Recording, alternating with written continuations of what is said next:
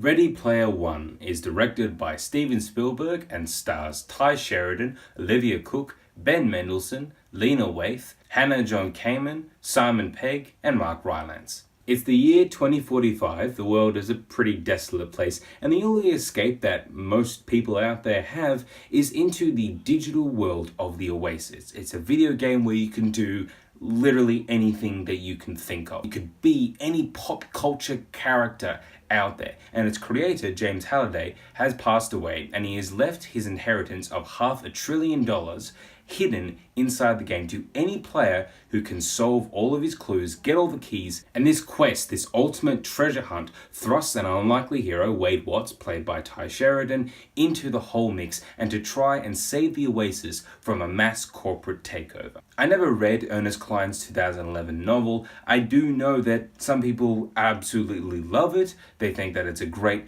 throwaway to all the nostalgic things that they love, but some people really hate it because it is so heavy on nostalgia. So an actual film about this is a pretty daunting task. But we've got Steven Spielberg, one of the greatest, if not for some, the greatest director to ever graced cinema. And he takes on the story, and through his particular brand of filmmaking, he makes it feel a lot more than just reference after reference after reference. And yes, sure, there are a lot of references. I'm sure that there will be 2-hour long videos coming out after this of people just breaking down every single tiny little reference that every single frame of this movie has. Some of them I instantly knew, and that made me incredibly happy. But there are some that I don't get. I get that some people are going to be like, oh, that's amazing. I was like, okay, sure, that's something. But still, Spielberg gets to the heart of the story, which is about the virtual world can give you everything that you think you want, but you have to learn to appreciate reality for reality. That's actually a really touching message. And I did communicate with a lot of the tones and themes that this movie wanted to explore. Some of the characters I really loved, but this movie's not perfect. It has a lot of pretty major flaws. A lot of it comes down to how it's written. There are characters that have some pretty awkward dialogue.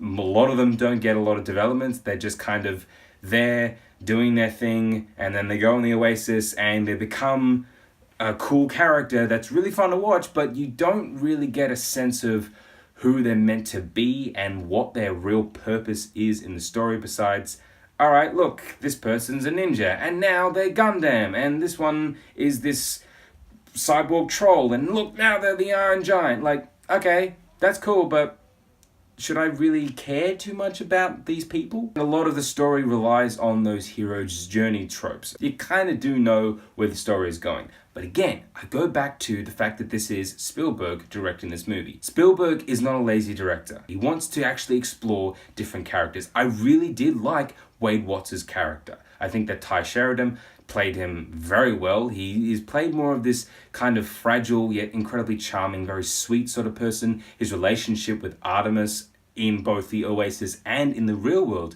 is actually really nice. Ben Mendelsohn is pretty great as well, playing this really greedy kind of asshole, which he does perfectly. Mark Rylance, when he comes into the picture, it's only a few times, when he's there, he really does feel like the heart of this whole thing. And the visuals for this movie are insane. I think it's going to be a little off-putting to some that about 60 to 70% of this movie is set in the Oasis, and we have our main characters acting through these CGI avatars. And at first I was like, oh, I don't know if I'm going to enjoy this. But then I thought, hang on, Spielberg already did this with Adventures of Tintin. Here, it's meant to be a video game world. There's kind of heightened reality, and that works. Spielberg has said before that he loves playing video games, and really feel like he's trying to make everything feel so much bigger, so much more epic in every single frame. There are some sequences in this movie I was electrified, particularly the car chase and the final battle I thought were absolutely incredible. Also, there's another sequence in the middle of the movie that has to do with the second key. I won't give anything away. It involves the Shining film and going into that world. I have no idea how the hell they did it. but it was so perfect. I was having the most amount of fun possible. Ready Player One probably might not be for everyone. This movie reveled in what is the truth about pop culture, in that it can actually save people's lives. It does mean something much more special than just, hey, you remember this fun little song and this movie and this little dumb thing that wasn't really that good, but people remember it. It doesn't just do that. It feels more.